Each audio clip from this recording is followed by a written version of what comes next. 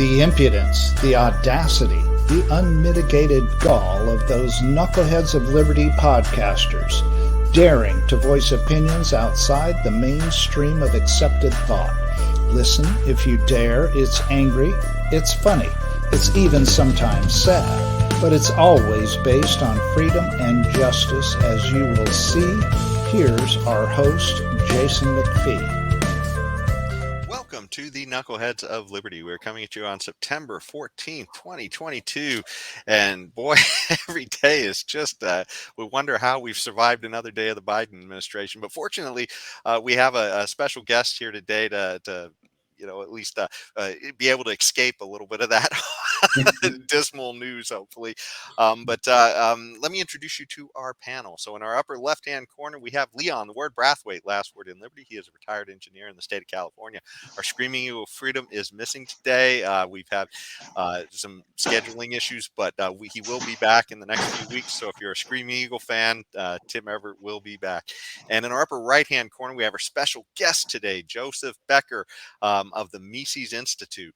And so he's an economist, and he's here to help us out with some economic stories on the economy that are going on. So, and of course, we need all the help we can get because, boy, these times are just crazy with the way Biden is sort of taking us off a cliff. So anyways, let's jump right into the stories. Let me pull up our first story here, and everything is about inflation nowadays. And of course, a lot of this derives from the fact that we had these crazy COVID lockdowns to cure a illness that might have been on par with the flu. We decided to lock everybody in their homes, not let people work, pay them to stay home. And then, surprise, surprise, we have inflation after shoveling out boatloads of money for a few years.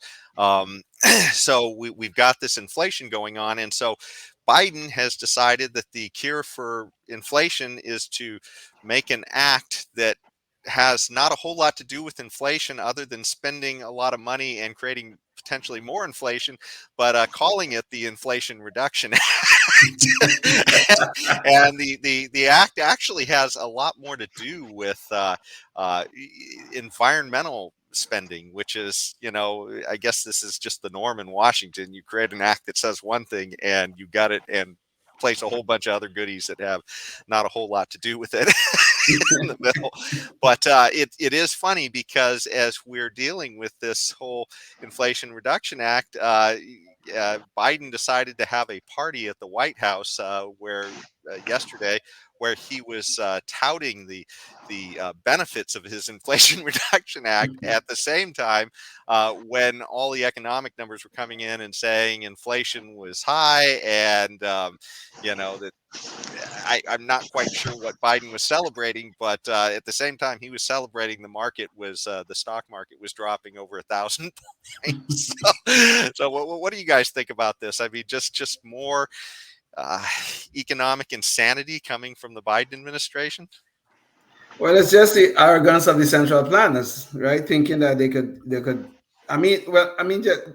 the whole policies of these central planners is nothing but arrogance, thinking that they could fix everybody's problems. But what they're really trying to do is to buy votes. We know that because that's nothing new. But all they are doing here is causing the inflation that they're supposedly trying to fight. And then this damn nonsense about the Inflation Reduction Act. Come on, for crying out loud. All this environmental money we're going to spend, we're going to solve the climate change problem as if we can stop the forces of nature. Really and truly, we could do this? So this is nothing about the arrogance of central planners trying to think they could engineer our lives to fit their own vision of what utopia is supposed to look like. God help us with these people. Yeah. Well, none of this surprises me as far as the nomenclature, because I was 5 years on the Hill with Ron Paul in his congressional office as his legislative director and deputy chief of staff. And, we always had a joke that, like everything else in Washington, fill in the blank is misnamed, So the Inflation Reduction Act has the opposite effect. The Department of Justice, well, not so much. Another good one is the Department of Defense used to be called the Department of War. War, yes. Right. And now, it was the Department of War when we were basically, in a position where it was the Department of Defense, and now we call it the Department of Defense, but, we're waging war all over the world. So, like I said, Inflation Reduction Act, Patriot Act, like everything else in Washington, misnamed. Indeed. Yeah. Well, it's just crazy too. The idea that it went from the true name, the Department of War, to the Department of Defense. It's almost like as government gets bigger, its lies get better. I don't know. So they certainly become more apparent. That's for sure. but the fact of the matter is that as the government gets bigger, our liberties get smaller. They're squeezing our liberties more and more into a little corner so they could rule us and control us. And that is the danger. This is the danger of the expansion of government, is that our life, our liberty, and our pursuit of happiness is not being confined to just this little corner that they have defined for us, that is their utopia.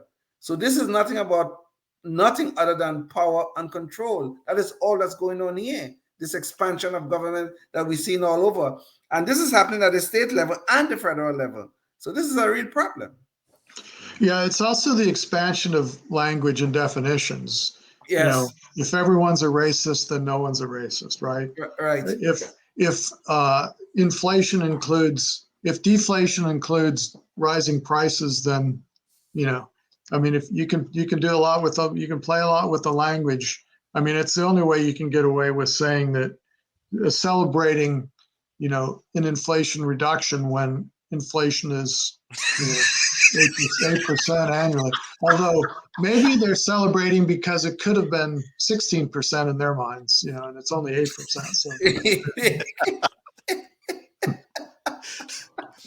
Well, yeah, this is just, part and parcel of everything that Biden seems to be doing. It's just one crazy thing after another. And of course, what kills me is that they're always able to find these economists to come in and say how wonderful his ideas are, even as the sky is falling around. Well, you won't find any Austrian economists saying that, and of course, I'm going to plug the Austrian school because that's what, I work at the Mises Institute, and it's a 40-year-old nonprofit that has been advancing good economics. The Austrian school, so named because of its origin at the University of Vienna. And, you won't find Austrian economists, siding with the big government types, because our conclusions all lead us to less government intervention, less intervention in the monetary market, the better for society as a whole. This is truly good to hear. That Austrian economists tend not to be corrupted by the whether it's the federal money or whether it's a job in the federal government or whatever, and that kind of stuff. But I wonder if Joe, if you have seen this corruption that have been occurring, where people with liberty-minded people, they have these good intentions of trying to promote policies that promote more liberty rather than less. I wonder if you see that once you get into government, do you see this? You have worked in government, you have worked on the Hill, you said. You see this corruption where they start to become part of the system, where they start to defend the indefensible. Yeah, I think there's a lot of that. I think, Ron would say the same thing. We would look for good candidates around the country, and they'd be pretty good coming in, but, they would get easily corrupted by Washington. It was bad. There's that old movie, Mr. Smith Goes to Washington, which I think is pretty good and pretty realistic, but, not so the Austrians. And, really inflation isn't that complicated. We used the Angel Gabriel model when I was teaching undergraduate econ to talk about how if, the Angel Gabriel decides to do something wonderful for everyone, and while we're sleeping tonight, he doubles the amount of money in our wallets, are we better off? Are we worse off? Or, are things roughly the same? And of course, when I would teach the undergrads, I get all kinds of different answers to that question. But I mean, if you hold everything constant and double the money supply, I mean, you're going to have more dollars chasing the same number of goods, and that's going to bid up the prices. It's going to be inflationary. Now, the other lesson in the Angel Gabriel model, well, there are many, but the other one I would mention here is it does matter who wakes up first. Because if I wake up and figure out I got a lot of extra money and I run to the store first, I'm going to be spending my money before all the other money is chasing all those goods and before the price of goods gets bid up. And the lesson here is where the money gets injected makes a big difference, because those are the net winners, and the net losers are the people that either had no money in their wallet to start with and thus, realize no doubling a zero is still zero, right? So I think of these as the retirees who, have a fixed income and they're not going to benefit from the increased money and increased wages. They're stuck paying higher prices with the savings that they had, and the people who are going to benefit from the early injections of the money, or at least benefit partially at the expense of the late receivers of the money or the non-receivers of the new money.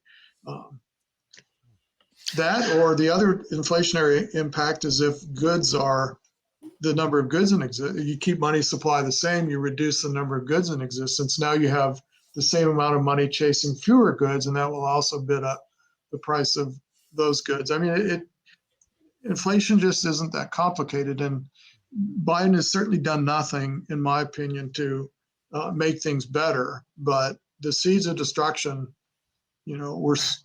have been sown since the creation of the Fed, really, in 1913. But I mean, most recently, the pandemic, injecting all that money out of thin air that the Fed does, buying assets with money that previously didn't exist. I mean, whoever was president right now was going to be doomed, but it certainly isn't helping.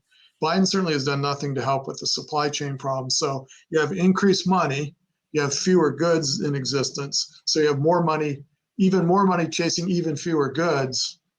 This is no surprise.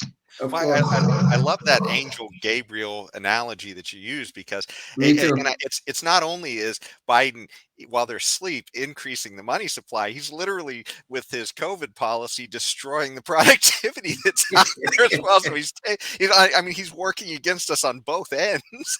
And then you just have all these people who wake up with supposedly more money, but they're just euphoric and confused about why their money isn't buying them more. Yeah, well, it's definitely a hidden tax. I mean, it's a hidden tax on savers. Yes. Because, like I say, my Angel Gabriel model was more elaborate in the classroom. I would say, well, it doubles the money in the checking account and your wallet, but not in the savings account. And of course, it's those retirement accounts that are just devastated by. So, you thought you had enough money to retire, and suddenly your savings buy half as many groceries as they did before, or taxes. Taxes go up. So inflation's definitely a hidden tax. I mean, and the government doesn't like to raise taxes because it's politically unpopular, but government does like to spend money because that's politically popular. And so you either got to print money or tax people, and printing money seems to be the MO of these days. Yes. And that's very sneaky, right? I mean, you suddenly, there's a reason counterfeiting is illegal, because the counterfeiter is stealing purchasing power from everyone else in existence. But it's no different than when the government does it, except they're the thief, they're the beneficiary, and those close to government, banks, wherever the money gets injected first. And then I think the Fed was buying securities during that's a very dangerous thing, when the Fed can start picking winners and losers in corporate America by buying assets or corporate bonds from this company versus other companies. It's bad news. Joe. The Milton Friedman always thought the money supply should grow at a relatively constant rate. Right. Trying to match the growth in the GDP and growth in economic activity. What does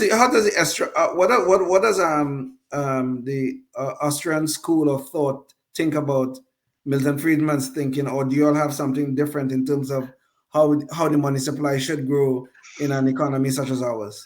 Hold on. I just wanted to interject here. I was just at the Rev 2000, and all I heard was "end the Fed, end the Fed." So I'm guessing that's it.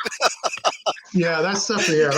I'm smiling because you're reminding me of one of Rothbard's laws. I mentioned on a previous show that I did my graduate work in economics with a guy named Murray Rothbard, who was the foremost Austrian and living Austrian at the time that I was going to grad school.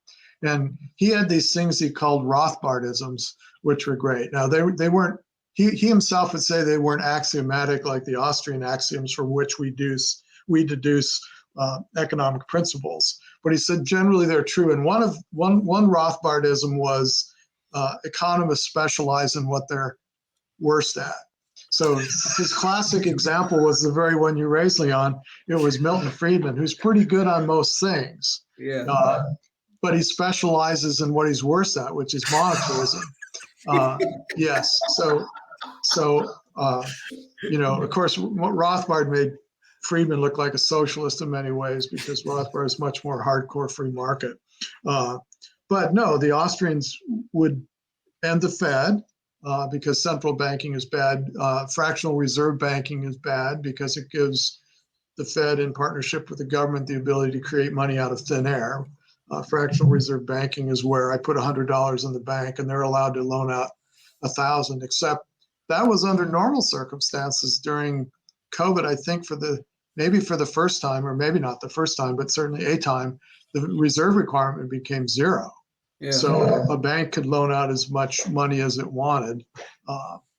It wasn't limited to, loaning out 1,000 on 100. It could loan out 5,000 on 100 as long as it somehow remains solvent. So yes, hard money. Austrians favor hard money because government can't create it out of thin air and devalue people's existing currency.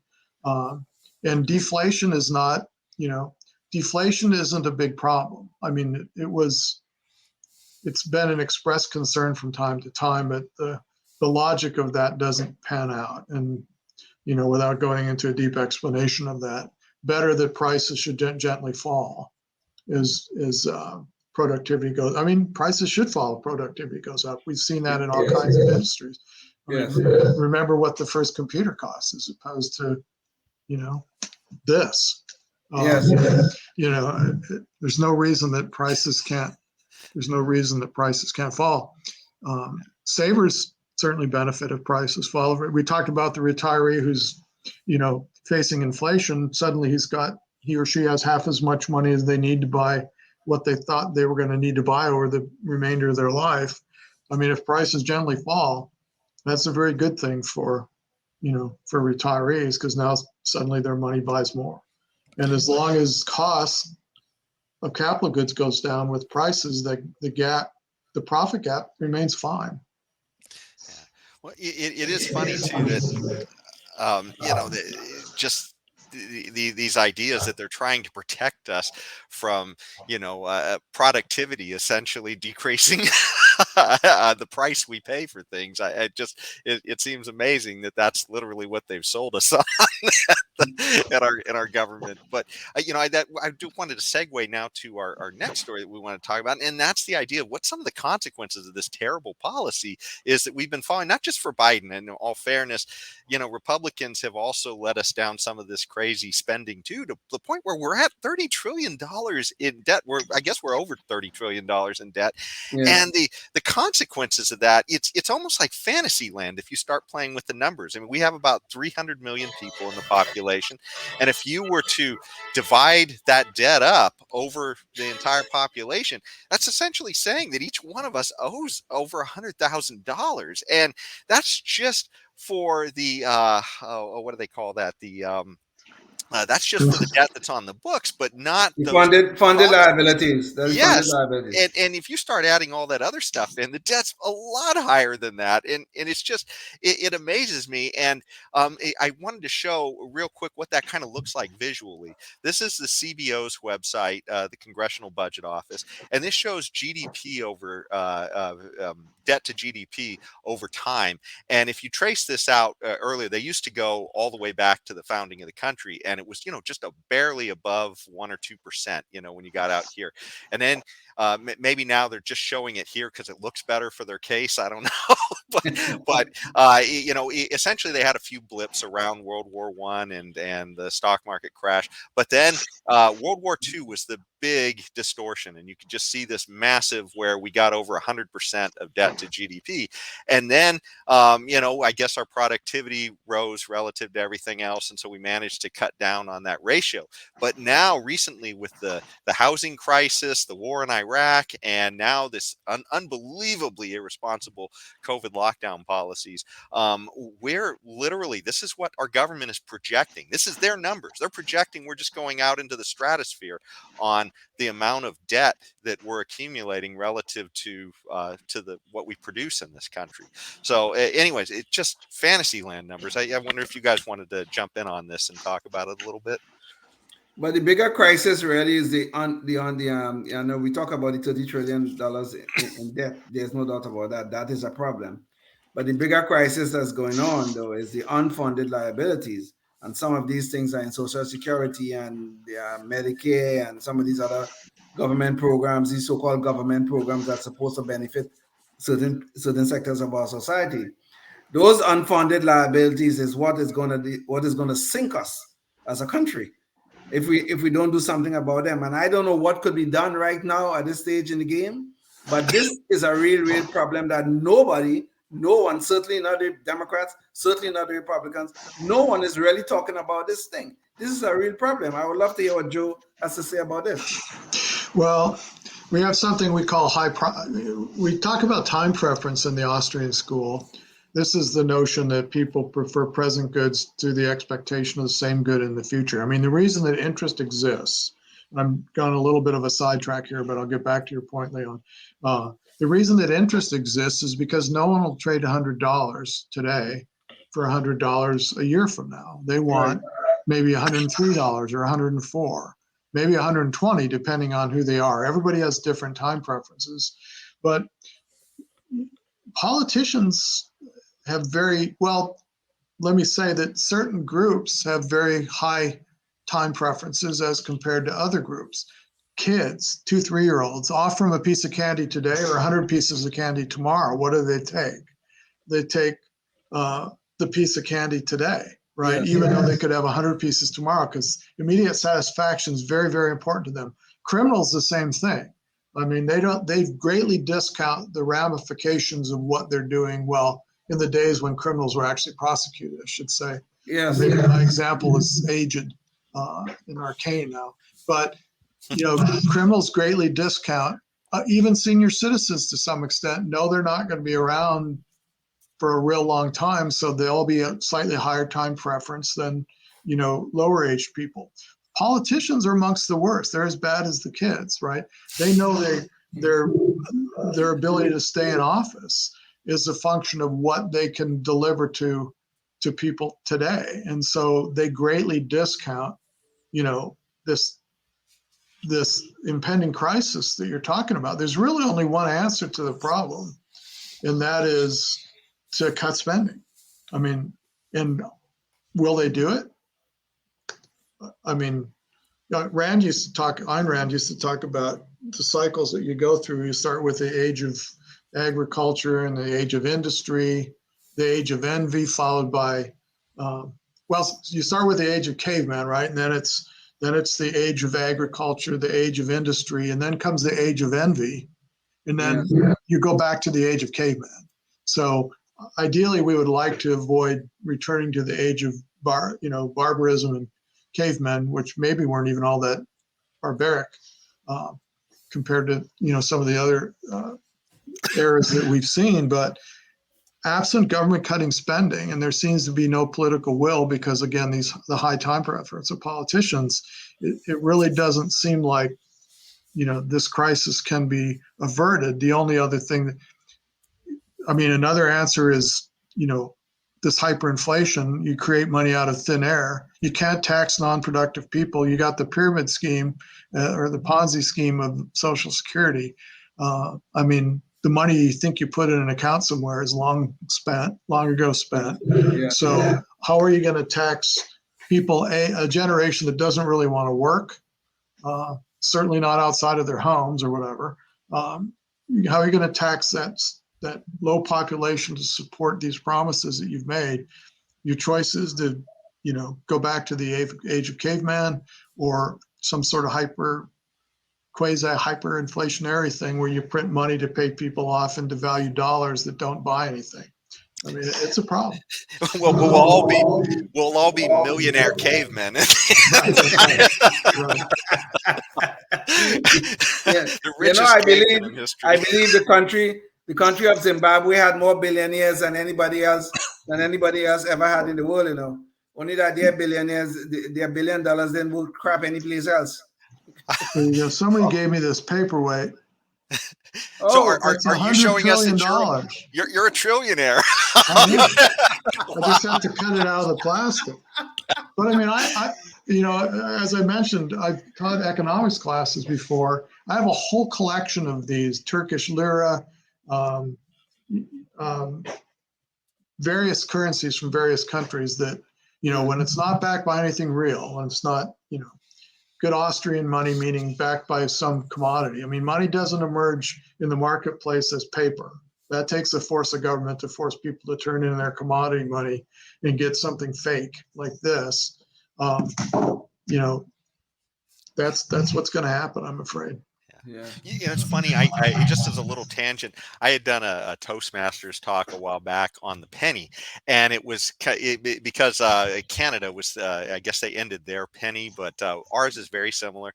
And if you look at the history of the coinage over time, you can see how the penny has shrunk, how they've changed the materials in it, how they've done all kinds of things debasing the value of it. And in a lot of countries, these currencies, these low denominations, they just disappear because they inflate them out of existence. So it's crazy. Yes. Well, the other thing that happens, which is a good example, is the value of the copper in the penny, at least the old ones, when they were made out of copper, greatly exceeds the value of the penny. Yes. So this is a Gresham's law thing, right? Where real money makes bad money disappear. So if it's only worth a penny, which doesn't buy anything, but I can buy 3 cents worth of stuff if I just melt it down, which of course is illegal. I'm not recommending it. But it's a perfect demonstration of, and there's also a restaurant, I forget where it is. It's somewhere in Wisconsin where they have prices if you pay in pre-1964 coins. And it's a burger restaurant.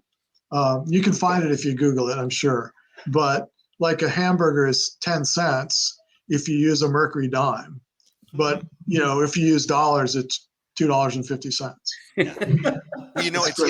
It's funny, as a piece of trivia on this as well. When I was doing this little study, it's actually might surprise people, but if you walk out of the country with, I believe it's $5 in pennies, or if you ship $100 in pennies, you've actually broken the law. They had to put laws on the books over these things because otherwise you'd have this kind of this arbitrage situation where literally you're creating these pennies that are much more valuable for the material than what they can purchase. So they want to make sure that people don't just start a business of shipping them all out of the country and melting them down. It's just insane. Wow. So, I wasn't aware. This doesn't surprise me because of what I said, but I wasn't aware that was technically true. Well, it just shows you where we can go, when planners get busy. You know? But speaking of planners getting busy, and maybe we can bring up this next story, you wonder if all of this irresponsible governance and the crazy levels of debt, the crazy inflation, is leading us to this concept of this great reset. I mean, it appears to be that almost the dream of authoritarians worldwide, these central planners, that they imagine that there's going to be this world government, that they're going to sort of that everybody's going to be happy if they just control everything and make all our decisions for us. And this particular article is an article about Reason, talking about that and maybe some of the ways that technology might help us escape that. But the Biden administration is embracing this wholeheartedly. I mean, they're all for this. They believe that a lot of these global problems we have with environmental issues and other things like that, it's in their minds, wouldn't it just be great if we could just make the decisions for everybody in one place and we wouldn't have to worry about negotiating these things? And so it's just, these ideas of planners. We just saw what a disaster COVID is. I just can't imagine how bad it would be if we put this power under their authority for everything. What do you guys think about this whole great escape, or not great escape, but great reset nonsense? The central planners, whenever they touch anything, it always turns to a disaster. Could you imagine that we had one world government, whether it's because of climate, that is their favorite religion these days. Oh, we have to solve the climate problem. Like, if we could stop the forces of nature, God help us. But the point is, though, the central planners, whatever they touch, it turns into a disaster. They have a one-size-fits-all mentality, and it's not going to work for 7 billion people.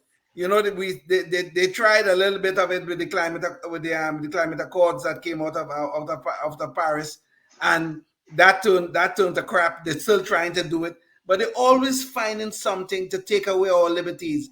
And they're always trying to find something where they seize the power and they're going to create some nice little utopia for us. But it is nothing but their power, their control, and our loss of liberty. That's all that happens at the end of this. Yeah, I mean, central planning certainly doesn't work. I'm optimistic in reading that article that the Great Escape technology might somehow help people escape that. I have to agree, yes. Yes. And I don't know I'm not a big cryptocurrency fan. I'm a hard money guy, and Austrians are sort of split on that. But personally, I like gold and silver and copper pennies, apparently. But yeah, I mean, things will definitely be worse. They might be talking about a great reset because, if you say, well, Social Security no longer exists, but it's okay because we're going to take care of you in other ways. Maybe it's government's escape from all the promises they've made that they can no longer keep. I mean, the Soviet Union only lasted as long as it did because they had free market economies to base costs on. But if there's no market anywhere, I mean, as Leon said, it will be an absolute disaster. There is a matter of who has the guns, right? Yes. So if government has the guns and things are bad, that's bad for the population. So, I try and be an optimist, but these things are very troubling. Indeed. But I totally agree with you, Jude, about the issue about technology and helping us escape some of the effects of this supposedly great reset. I really believe technology will help us solve some of these problems. So I'm a little bit optimistic like you, despite my earlier statements. But I do have some optimism within my spirit. Yeah, I did pick up on that one thing you said, Joe, too, that the idea that if you put everything under one place, it sounded like you were saying there's no market to gauge what anything is worth at that point. Right. I recall hearing a talk a long time ago about the idea that in the Soviet Union, at least they could look at other markets to figure out what things were worth. Right. I mean, it's another Misesian thing, Mises Institute again, about calculation in this socialist countries. And, if you imagine that you want to build a train track from point A to point B, and there's a mountain in between, how do you decide whether to go around the mountain or whether to go through it? You need to know the cost of the inputs in order to figure out whether it makes more sense to use dynamite to blast the tunnel, or whether it makes you just lay more track and go around. Absent calculation, absent knowing the relative prices and values of things, you can never make that kind of decision. And you can never know as a company whether you have a profit or loss, because you never know if the cost of the inputs exceed the revenue of the output. And as you mentioned, there are examples where socialist countries have relied upon the value of things as determined by other markets. But if there's no other market, if we're talking about one world's government central planning, I mean, we're necessarily poor. And as a deductive economist, I can say that's necessarily true. Yeah, just an information game. But we're getting pretty much near the end of the show. But if we have enough time, I'd like to go through our Knucklehead Noise Patrol, if you guys are cool with just another couple minutes.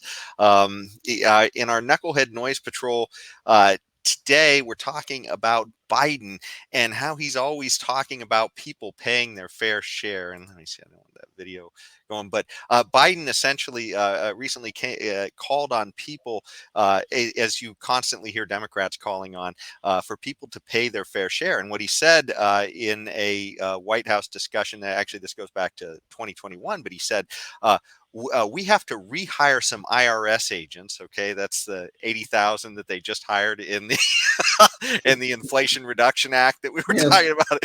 So, I can't remember exactly the number of IRS agents, but it was like $80 billion worth. I think it was. It was 87,000, Jason. Oh, it was 87,000. Okay. Yeah. So anyway, says they hired all these IRS agencies not to try to make people pay something they don't owe, just to say, hey, step up and pay like everyone else does. However, according to a report from the Congressional Research Service, Biden routed most of his book and speaking earnings from around 2018, 2019 into an S corporation so he could avoid paying about $500,000 worth of taxes.